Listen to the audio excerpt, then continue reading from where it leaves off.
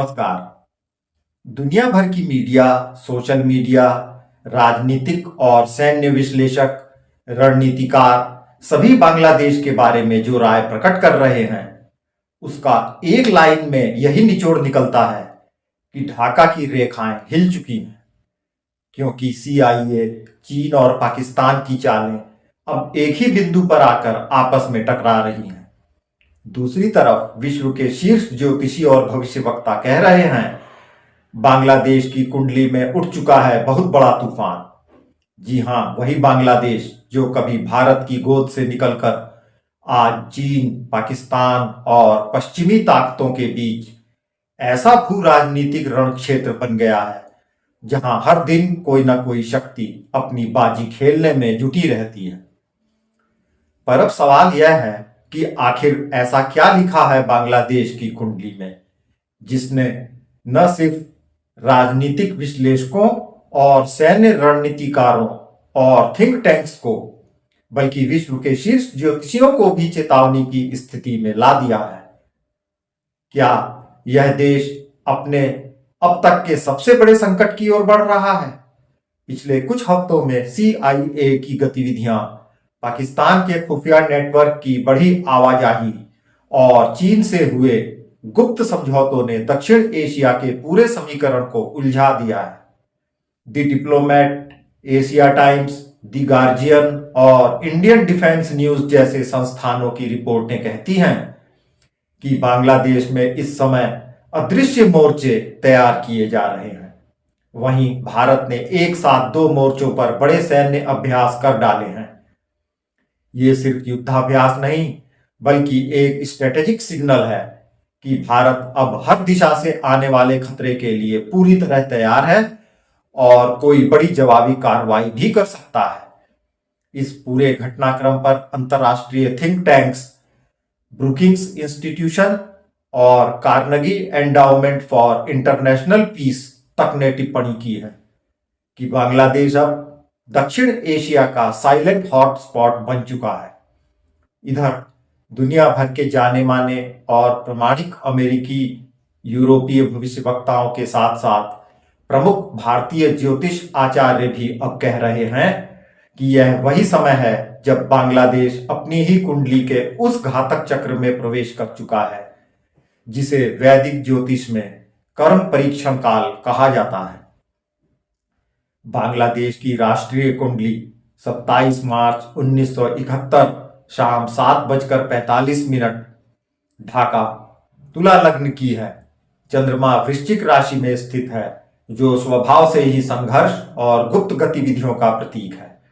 इस कुंडली में वर्तमान में बुध महादशा और शनि की अंतर्दशा चल रही है। यह वही संयोग है जो किसी राष्ट्र को अस्थिरता, विदेशी दबाव और आंतरिक विरोध के दौर में धकेल देता है। बुध कूटनीतिक और संचार का प्रतीक है, जबकि शनि कर्म और परीक्षा का। जब ये दोनों एक साथ सक्रिय होते हैं तो देश दो दिशाओं में खिंचने लगता है, एक ओर समझौते और गठबंधन, तो दूसरी ओर कर्म और परिणाम का सामना। यही इस समय बांग्लादेश में हो रहा है। राहु वर्तमान गोचर में मेष राशि में है, जो बांग्लादेश की कुंडली के 7वें भाव में आता है। यह भाव विदेशी संबंध और खुले शत्रु का होता है। इसका मतलब है कि इस समय देश पर अंतर्राष्ट्रीय दबाव, गुप्त सौदे और वैचारिक टकराव अपने चरम पर हैं। इसी दौरान केतु तुला राशि में यानी लग्न में, यह स्थिति किसी देश की आत्म छवि को हिलाने वाली होती है। इसका अर्थ हुआ पहचान संकट, यानी देश अपने ही अस्तित्व, अपनी नीति और अपने भविष्य को लेकर भ्रम में फंस सकता है। मंगल और गुरु का द्वंद्व इस कुंडली के दूसरे और 8वें भाव में दिखाई देता है।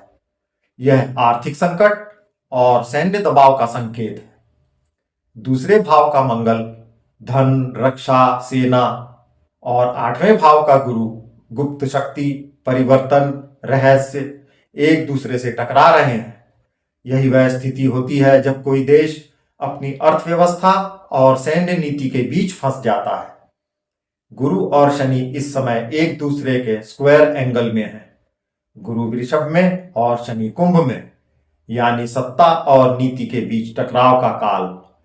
यही योग है जो किसी राष्ट्र को या तो नीति सुधार की दिशा देता है या सीधे विद्रोह और विभाजन की ओर ले जाता है। अब अगर हम पश्चिमी ज्योतिषीय दृष्टिकोण से देखें तो अमेरिकी ज्योतिषी डेब्रा सिल्वरमैन का कहना है कि Uranus storm cycle over south Asia, यानी दक्षिण एशिया में यूरेनस का असामान्य संयोग अचानक उथल पुथल और सत्ता पलट का संकेत दे रहा है।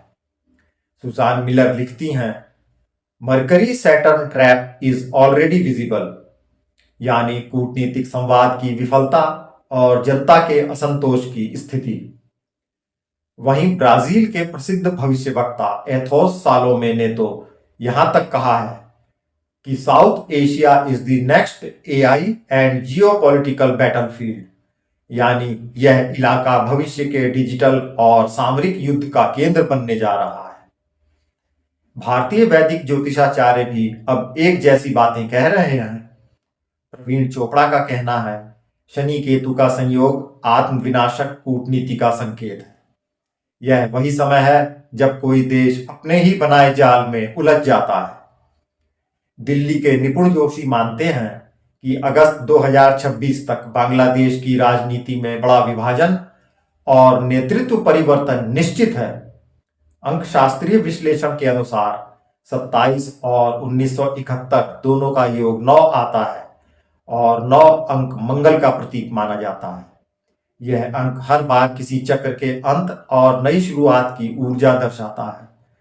संजय जुमानी जैसे प्रसिद्ध अंक विश्लेषक भी वर्ष 9 को कर्म परिणाम और निर्णायक परिवर्तन का समय बताते हैं, जो इस समय बांग्लादेश की स्थिति से आश्चर्यजनक समानता रखता है। इन सब संकेतों का अर्थ साफ है। कुंडली कहती है कि बांग्लादेश अब अपने कर्म फल का सामना करने जा रहा है। राहु और केतु का यह मेल या तो उसे नया संतुलन देगा या पूर्ण अराजकता की ओर धकेल देगा। शनि अब उसके कर्मों का लेखा जोखा मांग रहा है और बुध की दशा यह बता रही है कि हर गलत कूटनीति अब कम्युनिकेशन फेलियर में बदल जाएगी।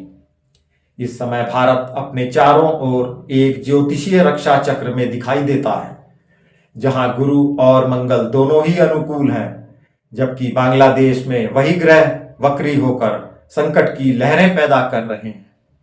यानी भारत के ये ग्रह बांग्लादेश पर भारी पड़ रहे हैं। यह वही स्थिति है जब किसी राष्ट्र के अस्तित्व को चुनौती उसके बाहर से ही और भीतर से भी मिलने लगती है। तो क्या आने वाले दिनों में बांग्लादेश में कोई बड़ा राजनीतिक या सैन्य विस्फोट होने वाला है? क्या भारत की नरेंद्र मोदी सरकार बांग्लादेश को भारत विरोधी शक्तियों की साजिशों का नया और बड़ा केंद्र बनाए जाने के चलते कोई बड़ी और निर्णायक कार्रवाई करने का संकल्प ले चुकी हैं, जैसा कि इन दिनों सोशल मीडिया में काफी हल्ला है? अथवा विरोधी शक्तियों का यह गठजोड़ खुद उनके ही पतन का कारण बनेगा? क्या बांग्लादेश अपने ही कर्म चक्र में उलझकर एक और विभाजन की दिशा में जा रहा है? और क्या यह राहु केतु का संयोग सिर्फ बांग्लादेश ही नहीं बल्कि पूरे दक्षिण एशिया की राजनीति का नया मोड़ तय करेगा? इस बारे में आपकी अपनी खुद की क्या भविष्यवाणी और एनालिसिस है, जरूर बताइएगा।